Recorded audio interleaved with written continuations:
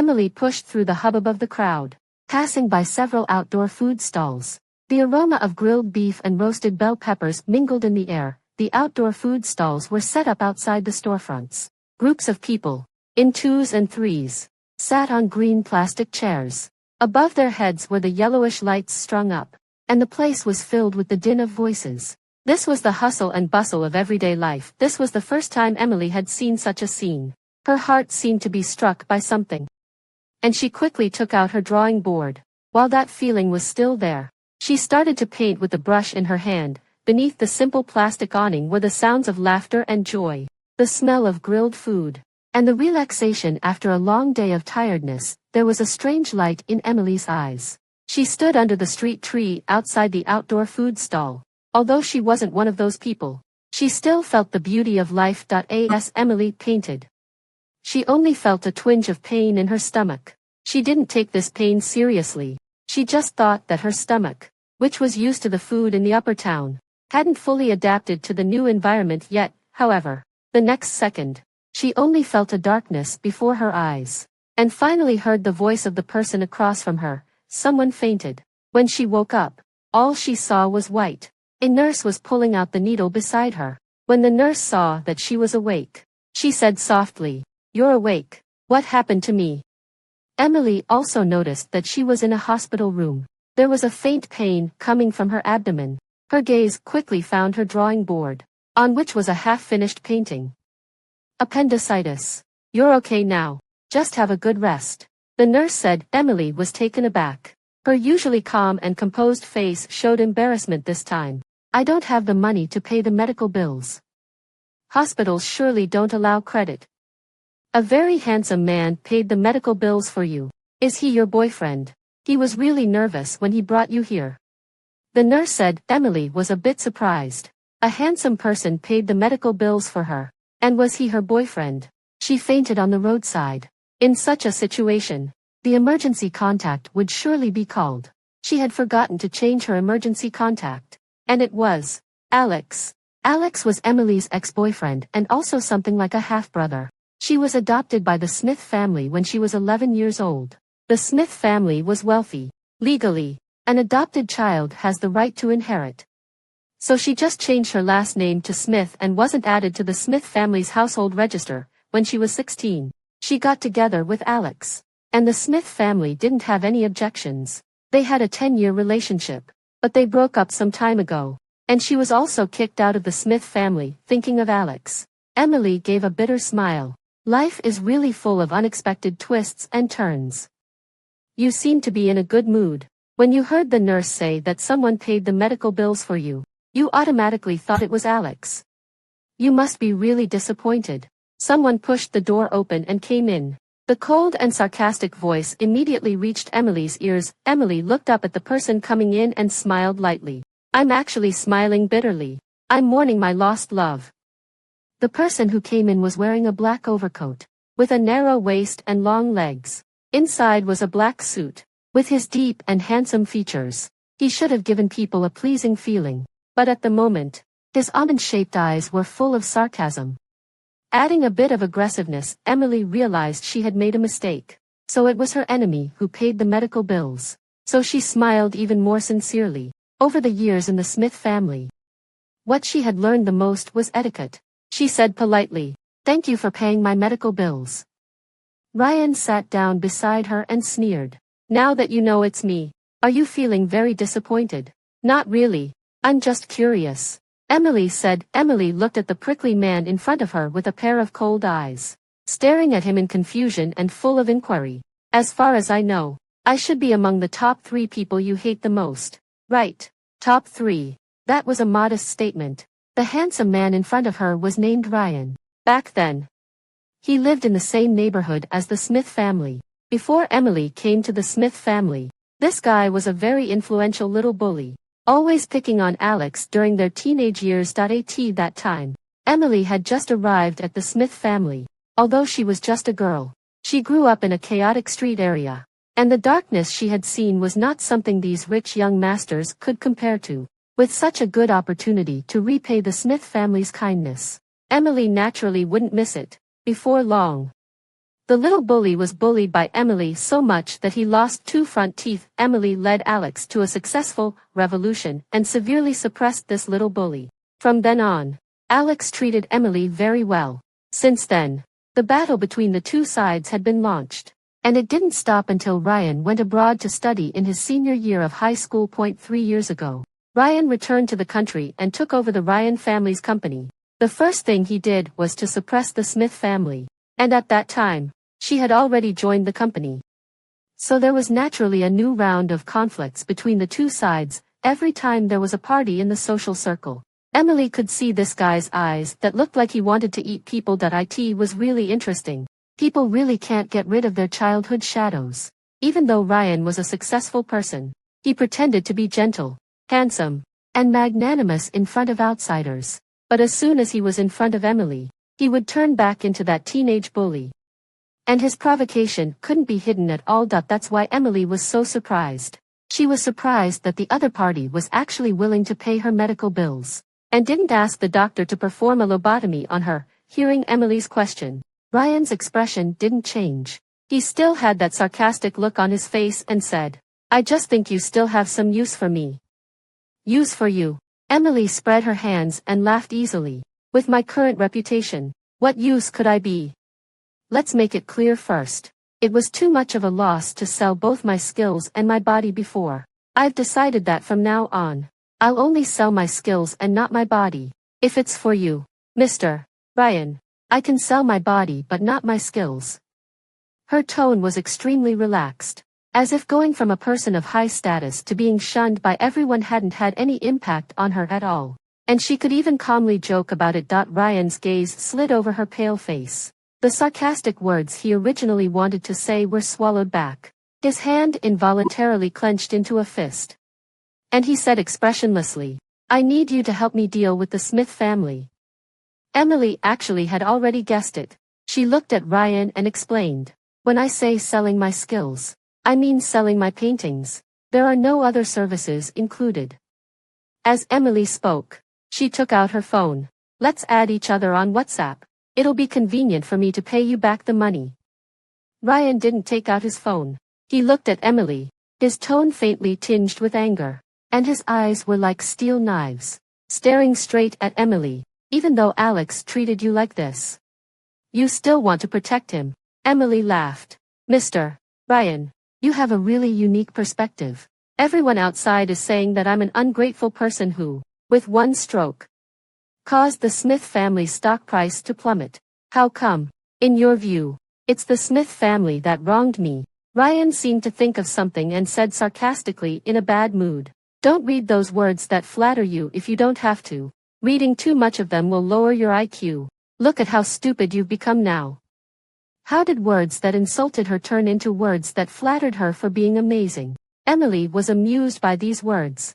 She had always known that this guy didn't speak nicely, and he had always talked like this in the past. But this time, Emily actually felt quite warm inside. She actually felt warm from Ryan's sarcasm. Sure enough, reading too many of those people's words had made her less intelligent. Emily opened the Microsoft Word app on her phone in handwriting mode and wrote an IOU. How much was the medical bill? $360.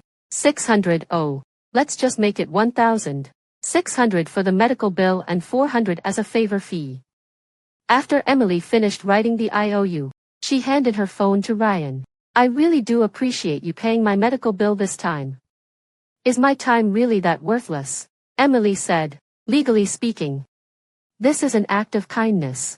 There's no contractual validity between us, so I don't need to be responsible for this." Ryan, who had never studied American law, had no idea that he had been deceived and was silent for 2 seconds. Emily picked up the bag beside her, looked at Ryan, and said, "Add me on WhatsApp. I'll send you this IOU." When she said this, she paused for a moment and said seriously, "Thank you for helping me this time. If you want anything else, you can tell me." Emily looked at Ryan, and there was a bit more warmth in her eyes. She continued, "We can be considered to have grown up together since we were kids. Alex is my ex-boyfriend, and the Smith family has taken good care of me and raised me well. I can't possibly help you deal with them." Ryan's gaze lingered on her face for a moment and then landed on her neck. He said, "In that case, why don't you give me this necklace of yours?" Emily was a bit puzzled. "I can't give you this." This was a token of love that Alex gave her when he confessed to her at the age of 16. The pampered young master had secretly gone to work part-time and earned 3,000 with great difficulty. It was the purest intention of a young man. So beautiful, Emily had been wearing this necklace ever since then. Also, because of Alex's pure and passionate feelings for her during their teenage years. No matter what he did, Emily had never truly hated him. When Ryan heard the refusal, his eyes were like a lake that had suddenly entered winter. Freezing inch by inch, the back of his hand, which was clenched into a fist, turned white from the excessive force. He glanced at Emily, didn't take Emily's phone, and turned around and left with his long legs. Emily looked at the other person's dashing departing back. The newly minted poor artist let out a sigh. It was 1,000. And he just gave up on it like that. Emily left the hospital and returned to her rented room. She lived in a guest house in the south of the city and lived together with the landlord's family. The landlord was a powerful businesswoman who owned several stores and was rarely at home. Emily was able to rent this house for $600 a month mainly because when she mentioned her occupation, she said that she was a homebody artist who stayed at home all day. The landlord immediately decided to rent the house to her. The landlord had an old mother in her 70s. Her face was full of wrinkles. Her eyes were cloudy, and she would shed tears when she smiled. Her ears were not good, and one had to shout very loudly for her to hear. She only had 2 teeth left and basically ate by pressing the food with her gums. Despite her old age and frailty, she was extremely strong-willed. She had driven away quite a few nannies with her loud voice. Thinking that it was not worth spending money to hire someone to take care of her, she was very friendly to Emily's arrival because Emily was a tenant who paid the rent. In this way, Emily was able to rent this big house at a low price. The only requirement was to help take care of this strong-willed old woman. After the old lady fell asleep, Emily would go out to gather inspiration. During the day, she would paint at home. The old lady would sit beside her and watch her paint. Staring intently as if she were watching something very interesting, Emily lay listlessly on the bed. And there was still the smell of disinfectant from the hospital on her body. Emily thought of Ryan and his words. She was actually quite surprised. Back then, she ran away so quickly. On one hand, it was because of the Smith family, and on the other hand, it was because of Ryan. The grudges between the two of them were enough for Ryan to get rid of her many times. She still remembered that a long time ago, the arrogant and unruly young man, with hatred in his eyes, gritted his teeth and said fiercely, "Emily, one day, I'll make you kneel in front of me and repent." After all these years, she still remembered those eyes. After all, such a melodramatic person was really rare in her life. When people like them fought, they would just go for it directly. There was no part of saying harsh words. As for dealing with the Smith family, the Smith family took her in back then. Over the years, she had enough to eat and wear, studied in the best schools, and enjoyed the best education. She had no choice. With so much public opinion pressure, the Smith family actually managed to hold on. Mr. Lee touched the face of the girl beside him and looked at Ryan beside him. Ryan remained silent and just drank glass after glass of wine as if it were water. Mr. Lee thought it was strange and said, "Ryan, you haven't been in the right state these past few days." Ryan glanced at him and said indifferently, "No, I'm fine."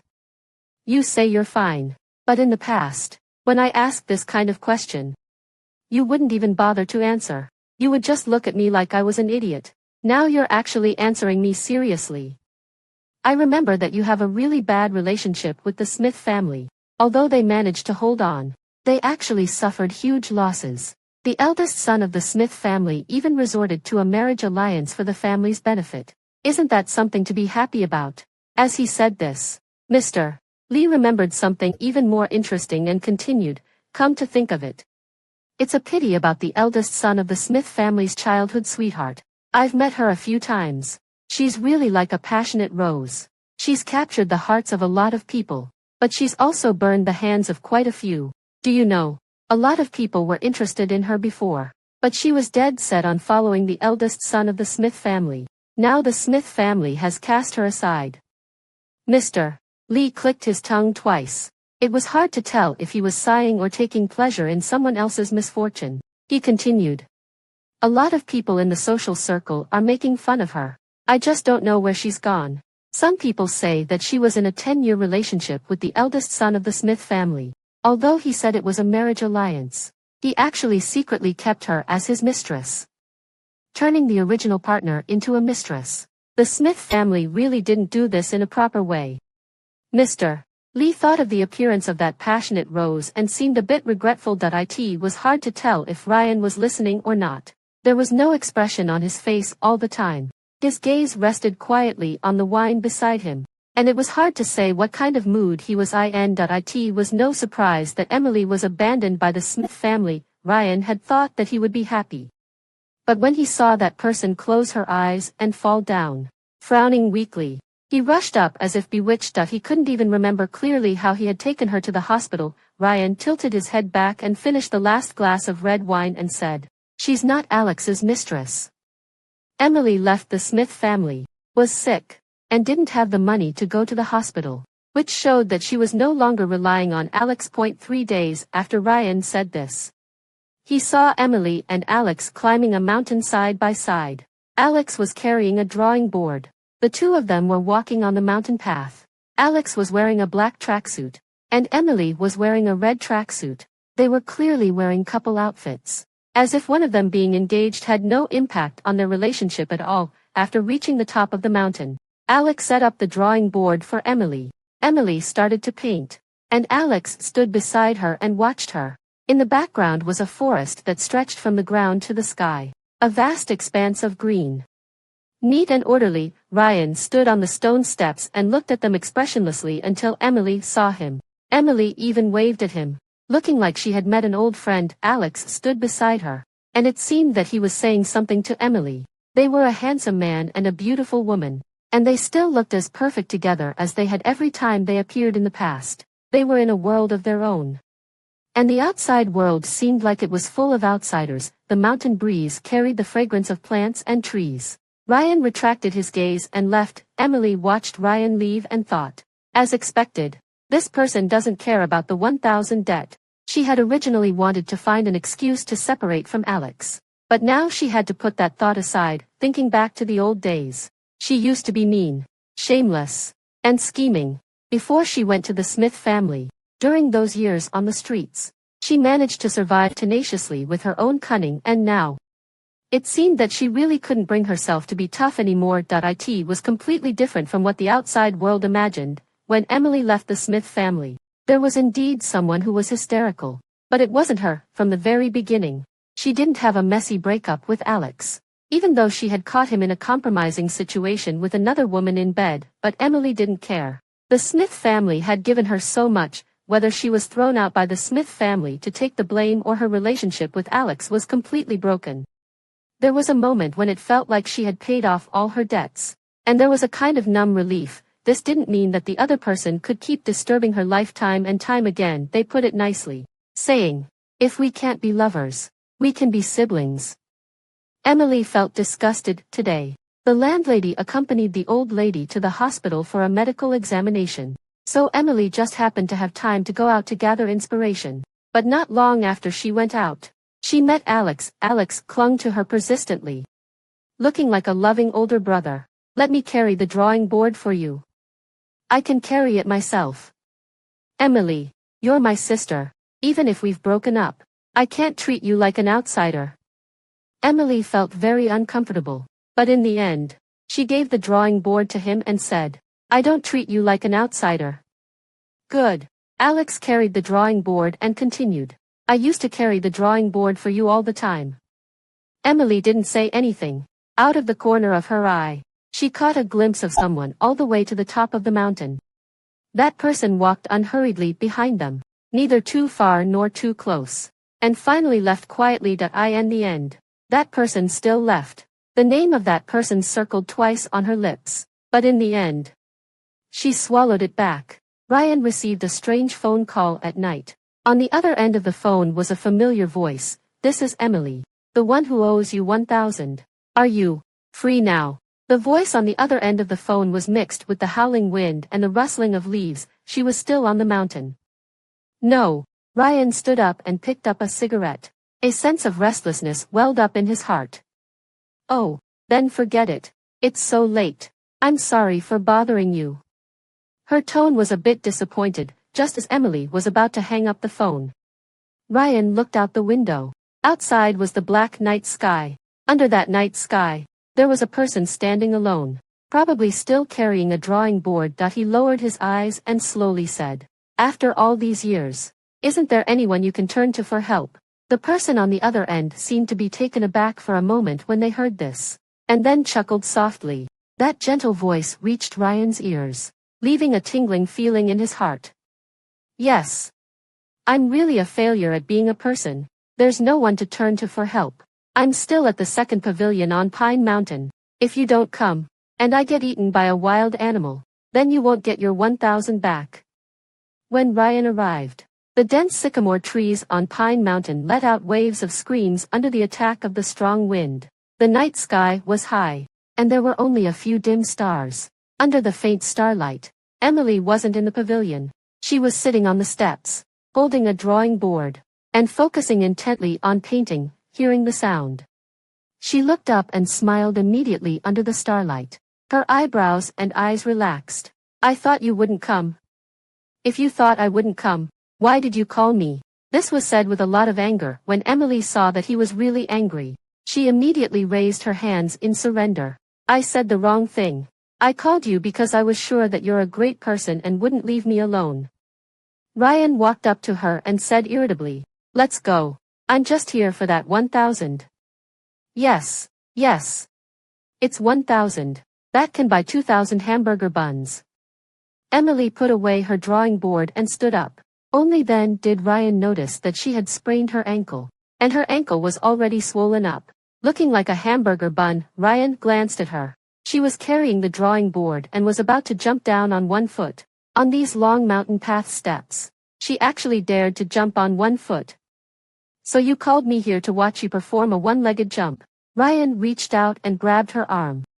His tone unfriendly. Emily looked up and laughed. "I was too embarrassed to directly ask you to carry me, so I was going to try to win your sympathy with my performance."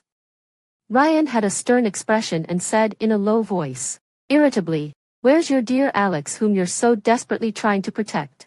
Emily raised her eyes and looked at Ryan, saying plaintively, "I've been abandoned, not to mention that I sprained my ankle. Even if I were eaten by a wild animal here, he wouldn't care about me." Even though Ryan knew she was just joking around, he couldn't bear to leave her alone. He bent down and prepared to carry her. Emily wrapped her slender legs around Ryan's waist and lay on his back, chuckling. "This is the first time someone has carried me."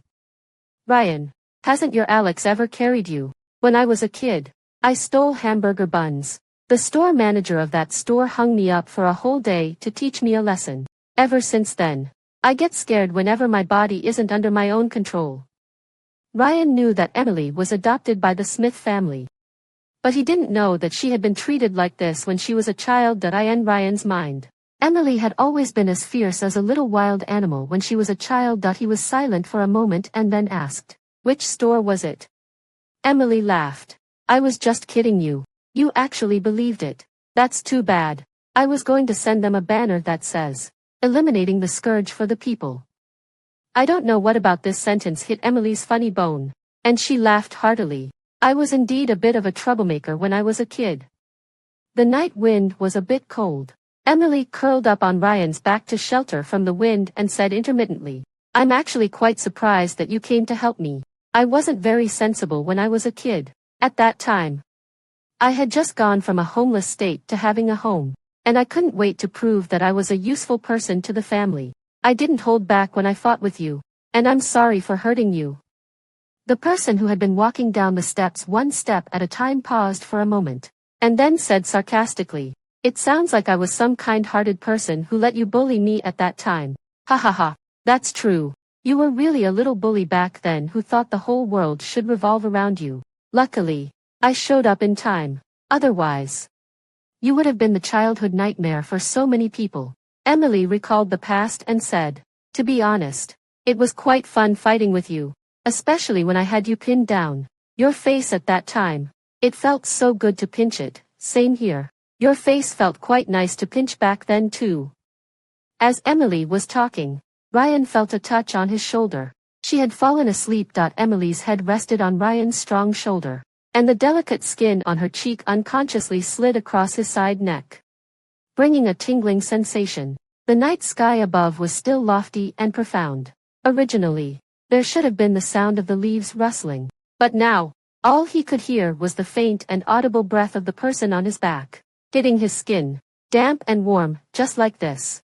Ryan quietly carried the person down the mountain. The tall and straight mountain peak was immersed in the night, silently watching them leave. When Emily woke up, it was already the next day. It was a strange room with a strange atmosphere. The sunlight poured into the room through the window, and the air seemed to have a warm touch. Emily found that she was sleeping on the sofa, and her originally injured foot had already been bandaged. There was a note pasted on the coffee table: "Cook for yourself in the kitchen. If you starve to death, remember to write a suicide note." This domineering and arrogant handwriting really matched this person, but the content was a bit childish, like something a primary school student would write. When Ryan came back, he saw Emily making instant noodles. When she saw him come back, she asked, "Do you want a pack?" Ryan was really speechless. "There's rice and vegetables in the kitchen." Emily smiled ingratiatingly. "I can't cook, can you? Before I came to your place, I've been eating instant noodles for 4 days straight. They were all chicken and mushroom flavor. There wasn't even the pickled pepper beef flavor. So pitiful." This person always knew when to provoke and when to show weakness. Ryan had a stern expression and walked into the kitchen. His back was like he was going into a battlefield. "Didn't you say you used to be on the streets?" Emily took it for granted and followed. "Have you ever seen someone on the streets who has rice and vegetables and can cook?" Emily was actually quite surprised. Ryan could actually cook and stir-fry dishes. Not only could he do it, but he did it quite skillfully. "You're really good. I can't tell at all. You're actually a good man at home. I thought your house must be a single-family villa, with more than a dozen people serving you. You eat steaks imported from abroad and drink red wine." The Smith family was like that. They had a big single-family villa, and there were a total of 10 people, including the butler, the nanny, the chef, and the gardener. Ryan looked at her. "You like that kind of life?" Emily shook her head. "I still prefer to live on my own." As Emily spoke, she picked up the chopsticks and tasted the stir-fried dish that had just been served. She immediately gave a thumbs up. "It's delicious." Ryan glanced at her and still didn't give her a good look. "You wash the dishes later." Emily was completely captivated by this delicious food. "No problem, Ryan. I can't tell. Behind that domineering CEO image of yours is actually a domineering chef. I learned it when I was alone abroad." Emily. Amazing. The two of them then ate in silence. Emily didn't know why, but she had been feeling particularly relaxed these 2 days, especially when facing her former archenemy. She felt more relaxed than ever before. She didn't need to wear any masks, and she didn't need to please anyone. The other person already knew what kind of person she was. She felt it was a pity, if it wasn't for the issue of their positions and if the grudges between them in the past hadn't been so deep. They should have been able to become good friends. After Emily had dinner and washed the dishes, she then said goodbye to Ryan, who was working in the study. "Ryan, I'm going back. Thank you for the hospitality." The study was very quiet, and there was no response. Just as Emily was about to say it again, Ryan's cold voice came from inside. "Get out." Emily didn't care about this either and said, "By the way, the painting is finished. I'm giving it to you. Don't throw it away. When I become famous, this painting will be very valuable. You'd better give it to your Alex." "I don't want it." The person inside seemed to be suppressing his anger. "Okay then, I'll go give it to my Alex. Maybe he'll make up with me because he thinks my painting is good," Emily said half seriously and half jokingly, and it was hard to tell if she was telling the truth. The person inside just spat out 2 words. "Whatever." Emily left just like that. The empty room seemed to lose its liveliness all of a sudden, after the door closed with a sound. The living room was terrifyingly quiet. Suddenly, with a bang, it seemed that something had been smashed to the ground in the study. When Ryan came out, the first thing he noticed was a painting placed at the door of the study. The painting showed a young man. His eyes were full of unwillingness to admit defeat. as if there was nothing in the world that could defeat him. The young man was so persistent and melodramatic. Defiantly looking at the world from the frame of the painting, there was a word inscribed beside it. Him. That was him. During his teenage years, Emily thought that Ryan was nice to her. Probably because he valued her connections in the Smith family's company, Emily felt a bit regretful. But she really didn't want to interfere in the mess of the Smith family anymore. Naturally, she wouldn't contact Ryan again either. Sometimes people can really let go when they decide to. Besides the Smith family, she didn't have any relatives or friends. The landlady also decided to come back to accompany her mother. So Emily returned the rented house, carried her luggage on her back, turned off her phone, and started her creative journey. Emily had only lived like this for a few days when Ryan came to find her again. When Emily saw Ryan, she couldn't help but feel happy inside. She had a bit of a problem. Every time she was happy, she couldn't help but be a bit sarcastic. Emily looked at him. Did you give the painting to Alex for me? What did he say? Sure enough, Ryan's face darkened, and his eyes looking at Emily were blazing with anger. You were going to give my portrait to Alex? Emily let out a sigh and said seriously, I was just carried away by love. The anger in Ryan's eyes was getting stronger. He sneered. Then I'd like to congratulate you on getting your wish. Alex has been going crazy looking for you and is even talking about canceling his engagement. Do you want to go back now and live happily ever after with him? I can give you a ride and even have a glass of wedding wine. Emily was very surprised. Alex, who was always indecisive, could actually do such a thing. When Ryan saw that her expression was wrong, he clenched his fists. Today. The words almost squeezed out from his throat, gritted his teeth and said, Are you really considering it? Is he that good? Is he worth losing your mind for? Emily met Ryan's eyes. There was a rare look of anxiety and pain in his eyes, and he seemed to be in a state of restlessness. Emily had hardly ever seen him like this in all these years. The smile on Emily's face, which had been smiling just now, disappeared all of a sudden. She stopped teasing him and walked up to Ryan, wanting to ask him what was wrong. However, as soon as she got closer, the next second she was hugged. Ryan held her tightly and asked fiercely in her ear, Emily, do you have a heart at all? Emily looked up and met Ryan's eyes. The anxiety was no longer there. Emily was like she had been burned. The person who was not afraid of anything in the world, for the first time, didn't dare to look into someone's eyes and averted her gaze. She said dryly, I have a heart. Of course I have a heart. Let's talk properly. Let's talk properly. Ryan didn't know what to do. This person didn't care about anything. She kept talking about Alex all day long. But Ryan could feel that as long as she wanted to, anyone would go crazy for her. And yet she seemed to care about no one. Ryan's heart was like an iceberg. And now something that had been buried for a long time was exposed nakedly after the iceberg melted, forcing him to face it. His heart didn't want to endure this suffering any longer. Emily, sometimes I really want to take out your heart and see if Alex has put a spell on it. At this point, it would be strange if Emily didn't understand. She was very surprised. You, I know that love can't be forced. If you want to get back together, that's fine. Just don't let me see you two again. The Smith family can't stand my messing around now. Ryan said these words fiercely, but he still held the person in his arms and had no intention of letting go at all. There was a faint smell of paint on Emily, which made it impossible to let go. Emily was as stiff as a cat that had been forcibly hugged. She struggled a bit but couldn't break free, so she mumbled, Why are your words and actions inconsistent? If you don't let me go, how can I get back together with Alex? Emily felt that whenever she faced Ryan, she was like she was sick and had to provoke him to get angry. Sure enough, the anger in Ryan's eyes almost became tangible, and his voice was full of danger, as if it was squeezed out from his throat. Emily responded with an stood on tiptoe, and kissed Ryan's tightly closed lips again and again like a chick pecking at rice. I was just teasing you.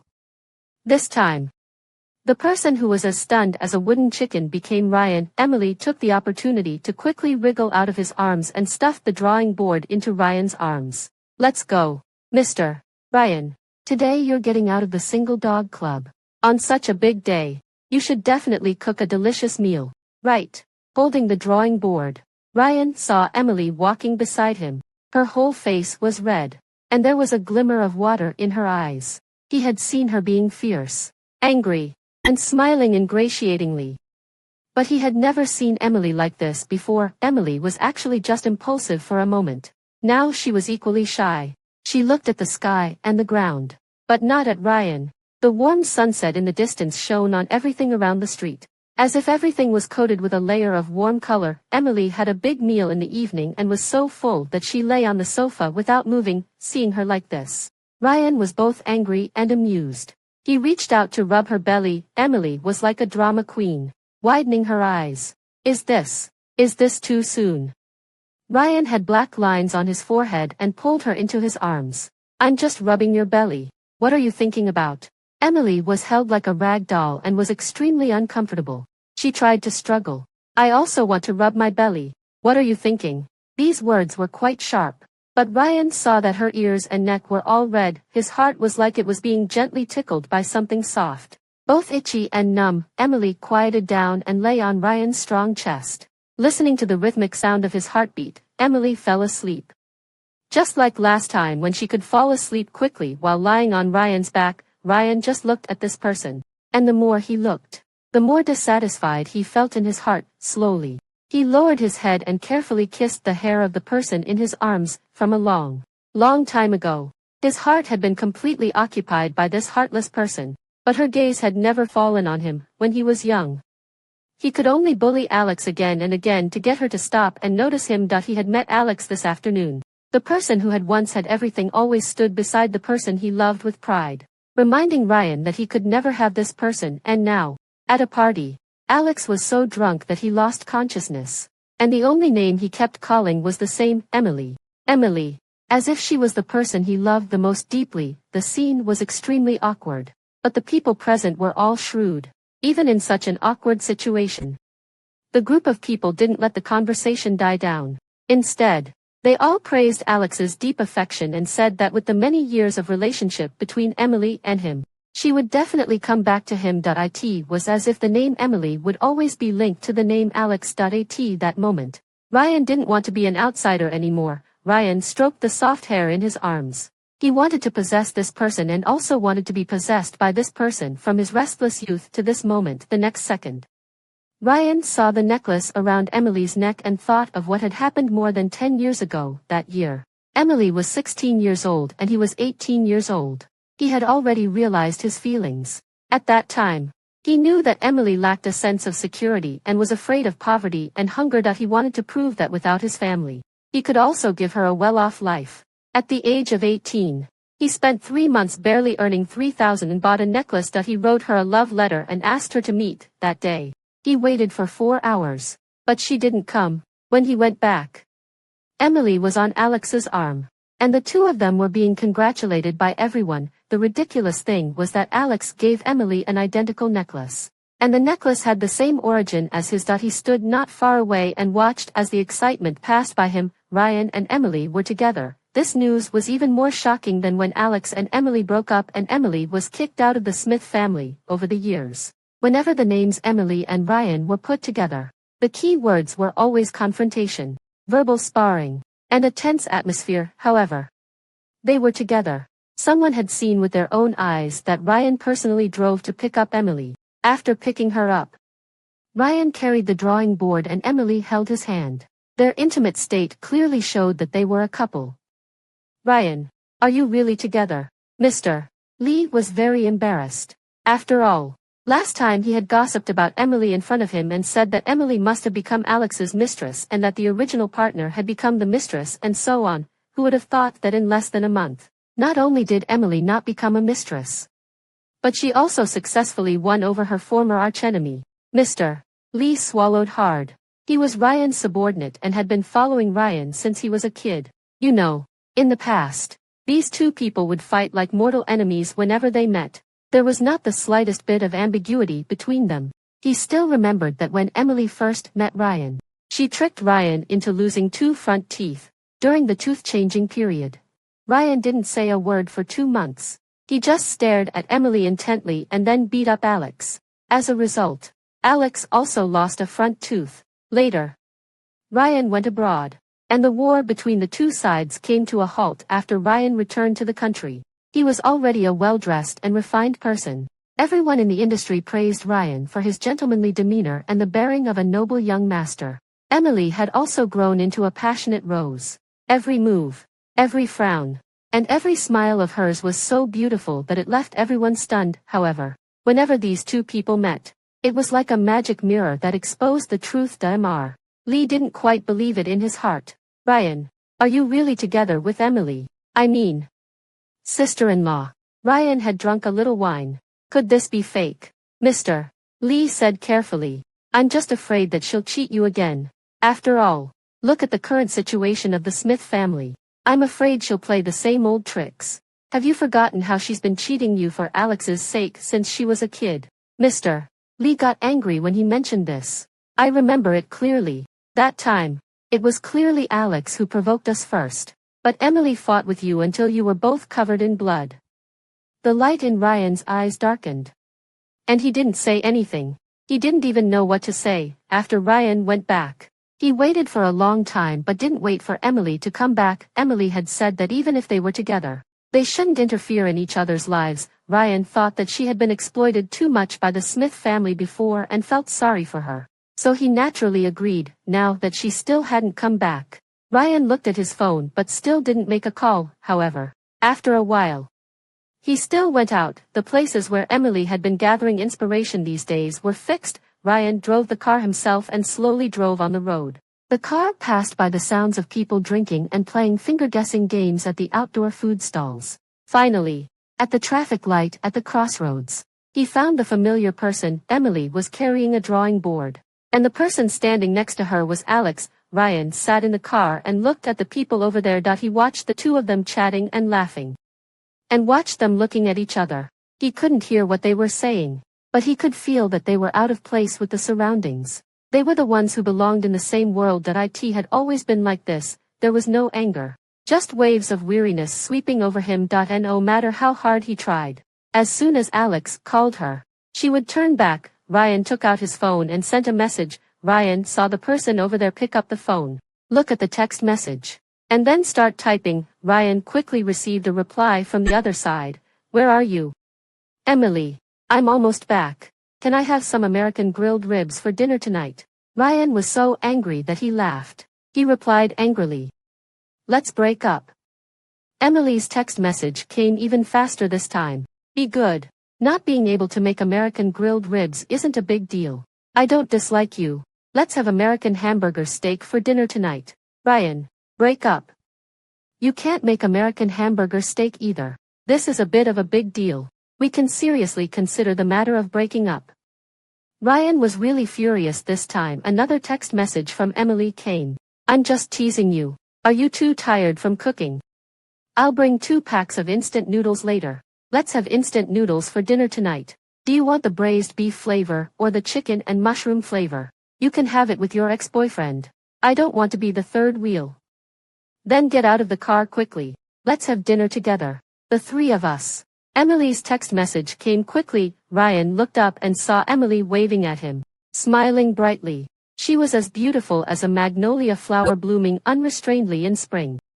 And people around were all attracted by her. Ryan got out of the car and walked towards the 2 of them. Emily naturally threw the drawing board to him. I'm so tired today. At this moment, Ryan noticed the look that Alex cast over. It was filled with resentment and jealousy. Alex quickly covered up his emotions and said with a smile, Mr. Ryan, long time no see. Ryan just nodded and remained silent. Looking cold, Emily was the most normal one among the 3 of them. She said, okay, Alex, you've seen your brother-in-law. Let me introduce him again. This is my boyfriend, Ryan. Ryan saw that Alex's surface pretense completely cracked. There was madness in his eyes. Emily, don't do this. I know you're taking revenge on me. I know I shouldn't have had a relationship with Lily. Emily still looked the same, as if she couldn't understand at all why Alex was so painful. She said sincerely, no, don't get me wrong. I'm not blaming you. And I don't want to take revenge on you too. The Smith family gave me everything. I'm really happy that I can pay them back. Ryan used to think that he didn't care about anything and always muddled along. Even Emily, who could discuss dinner with him when he said they should break up, really gave him a headache. But now, he found that it was quite satisfying to see this situation happen to someone else. Ryan understood that Alex hoped that Emily would take revenge on him and that she would hate him, because revenge and hatred both represented betrayal and love, but Emily had neither. Even though Alex was with someone else and even though Alex betrayed her for the sake of the family, her first reaction was still the kindness that the Smith family had shown her. There was no revenge and no hatred, what Ryan could think of. Alex could naturally think of too. In an instant, his face turned very ugly. And he said through gritted teeth, "Emily, you have no heart." Emily looked at Alex running away angrily in confusion. She turned back to Ryan and said, "This is so strange. I've been so good to him. And he actually shouted at me and said I have no heart. Is Alex under too much pressure recently?" Ryan suppressed the ecstasy in his heart and put on a confused look. "What's wrong? Look, I've been protecting him since I was a kid. When I grew up, I gave up my favorite major and studied business with him. He occasionally flirted with other girls. And I even covered for him and helped him create the image of a perfect boyfriend. Later, when he was going to get engaged to someone else, I took on such a big thing and then stepped back. Now that I've found someone I like, I still remember to return the token of love he gave me to him. I've done everything I could for him. I'm really affectionate and righteous. And he actually said I have no heart. He actually said I have no heart. It's too much. The more I think about it, the angrier I get." Ryan had never known that Alex had flirted with other girls before, nor did he know that Emily had covered for him. But someone who has truly loved someone knows what it feels like to love someone. He lowered his head and looked at Emily.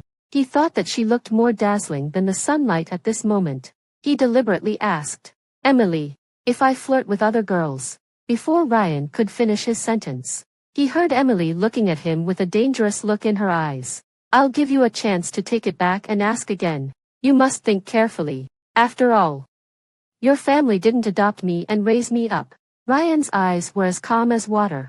He looked at Emily, and no matter how he looked at her, he felt that this person filled the missing piece in his heart. Emily said in a dangerous tone, "If you dare to cheat on me, I'll dare to chop off your third leg."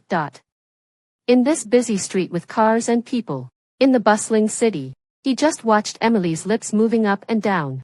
This was the most beautiful thing he had ever heard, and he wanted to kiss her after venting her anger.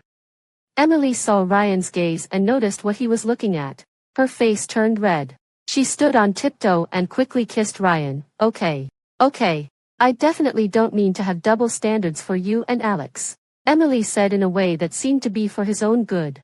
"I'm so excellent. No matter how fragrant the wildflowers outside are, they're not as fragrant as me. Look. Alex must be regretting it now."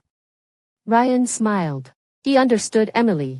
He knew that she lacked a sense of security and that she always said her true feelings through some joking words. Her possessiveness towards him was all real. Ryan hadn't been this happy for a long time. He even felt a little sorry for Alex. Emily, who was walking in front, suddenly turned around. "By the way, can you really not make American grilled ribs and spicy fried chicken?" Ryan looked at Emily. "Don't tell me that you're with me because I can cook." Emily nodded. "Of course. That's the reason. Otherwise, would it mean that I'm just lusting after your body?" As Emily spoke, she put her arm around Ryan's waist. "I'm not lusting after your abs. Nor am I lusting after your handsome face. I'm not that shallow." Emily really loved to tease this person. When she was young, she liked to bully him and see that melodramatic expression on his face that made it seem like the whole world was trash and he was the only one worthy. Later, she liked to see the look on his face when he was really angry but couldn't do anything to her, and now she was eager to make this person show more expressions. Not far away, Alex looked at the backs of the two people as they walked away. In his hand was the token of love that he had given Emily back then. The cold touch of the necklace made him think of a lot of things. In high school, for some reason, Ryan and Emily reconciled. He was already feeling uncomfortable at that time. And what he didn't expect even more was that Ryan was actually going to confess to Emily on her birthday. Alex did something that he couldn't tell whether it was right or wrong in his whole life. He somehow copied Ryan's confession pattern. Emily really got together with him. At that time, He thought that he would be good to this person for the rest of his life, and now, he looked at the two people walking away. The atmosphere between them was something that he had never had, even during their teenage years. Every time Emily fought and bickered with Ryan, it was vivid and real. Completely different from how she was in front of him, Alex suddenly realized that he had never truly had this person. In an instant, he lost all his strength.